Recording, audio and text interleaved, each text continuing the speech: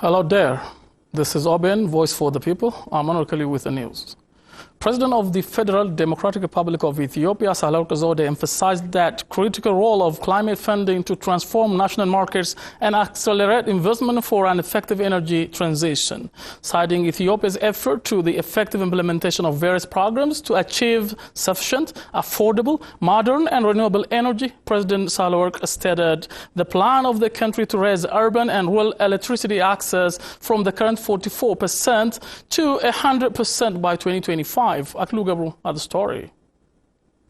74th session of United Nations General Assembly, which participated 193 countries, heads of states, kicked off in New York. Climate change, nuclear weapons and sustainable economy development challenges are issues under discussion. Ethiopian delegation led by Federal Democratic Republic of Ethiopia President Sahle-Work Zewde have been attending the event. The total cost of the program. President Sahle-Work took the advantage to utter that Ethiopia is tirelessly working to put expansion of electric power 100% across the country in 2025 with the National Electrification Program. President Sahle-Work added that the total cost of the program is about $6 billion USD, but what is gained so far is some amount of money. Sahle-Work underscored that funding of the sustainable electric transition for developing countries should be done sooner. United Nations Secretary General Antonio Guterres on the grand event underlined that the serious threat the world has been facing right now is global climate crisis. Peace and security, poverty eradication, zero hunger, quality education,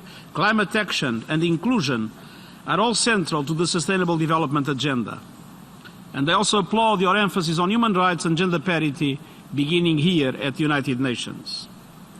We have a busy year ahead of us, beginning with 5 critical summits on climate action, the Sustainable Development Goals, financing for development, universal health care, and small island developing states. Guterres also urged world leaders to act to mitigate the problem.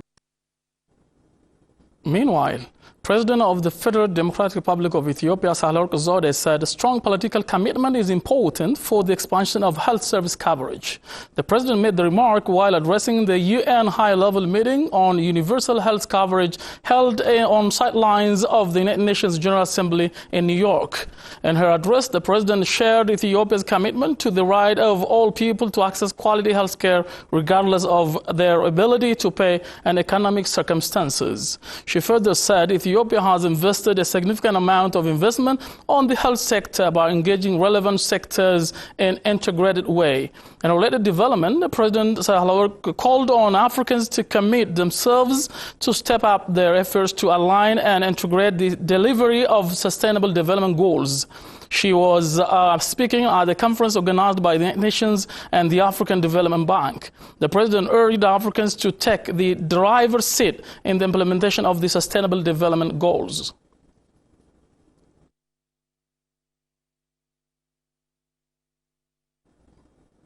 Sahle-Work Zewde, the only female head of state in Africa, and she studied her university in Montpellier, France, and was, of course, born in Finfinne City, the capital of Ethiopia. Vice President of the Oromia Regional State, Shimelis Abdiisa, said ensuring quality education is crucial to create educated and competent citizens. The Oromia Education Conference has been held in Finfinne City, where the remark came out. Leta Teresa has more.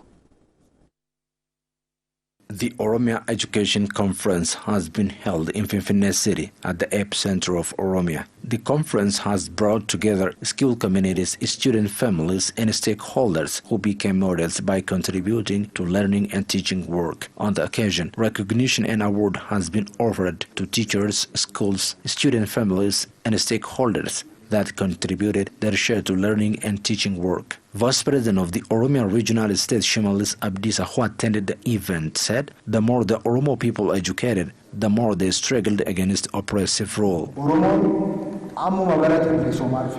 more the Oromo people educated, civilized, reduced illiteracy, the more they defeat oppressive regimes. The current status of our people shows where the level of our education has reached. He underscored that quality education is a base for the future success.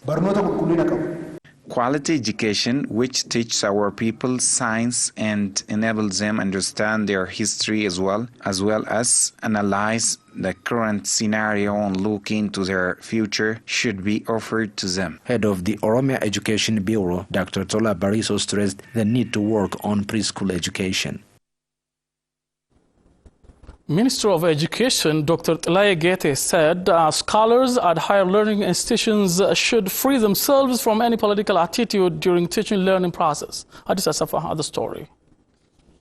Ministry of Education disclosed that quality education in Ethiopia is declining from time to time due to lack of educational inputs per education system and weak competency of expertise. Minister of Education Dr. Tlaye Gete noted that administrators of higher learning institutes are under the sphere of political pressure, and this would be another factor for having poor education quality. Adding that, Dr. Tlaye said that administrators of higher learning institute put their political view on instructors and students. Dr. Tlaye further accentuated that in the world, education system need political decision. However, the teaching and learning process should focus only on the science and scientific approach.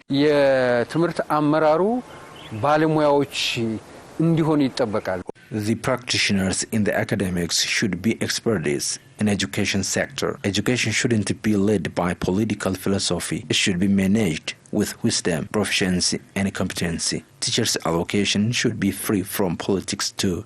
Finally, Dr. Tlaye pronounced that all educational institutes should be where a place the smallest Ethiopia is built, not where hatred is exhibited.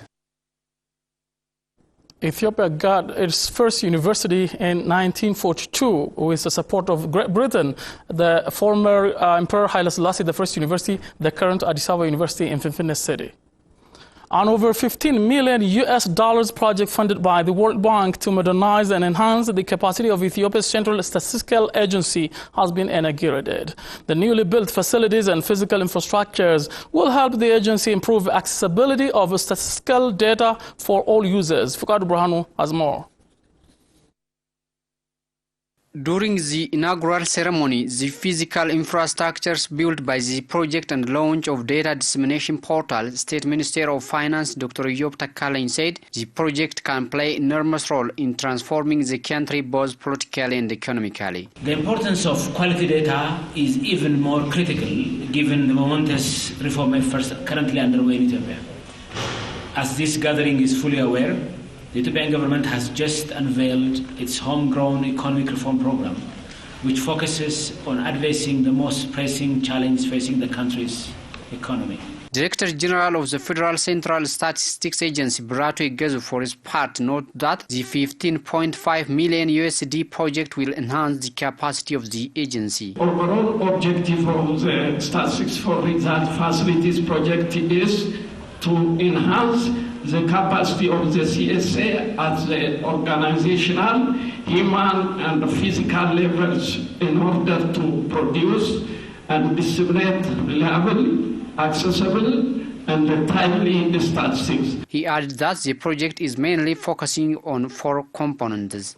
These 4 components are organizational and infrastructure capacity development, statistical data development and management, statistical methodology standards and data quality assurance, and information dissemination. The Director General thanked the government of Ethiopia and the World Bank for the financial and technical assistance, adding that almost all the activities planned during the project design have been implemented successfully and most of them have already become operational. World Bank representative Masako Hiraga said the infrastructure development, including the buildings and modernizations of IT, will help the country to manage data effectively and efficiently. Further progress needs to be made for the CSA to transform into a modern statistical agency, effectively responding to the more complex data demands for growing and transforming economy. The bank looks forward to continue supporting the CSA in this journey going forward and continue building on all the work that we have done up till now. It was said that the Statistics for Results Facility project has constructed G+4 branch offices in Mekelle, Bahar Dar, Awassa, Ambo, Desse and Adama towns.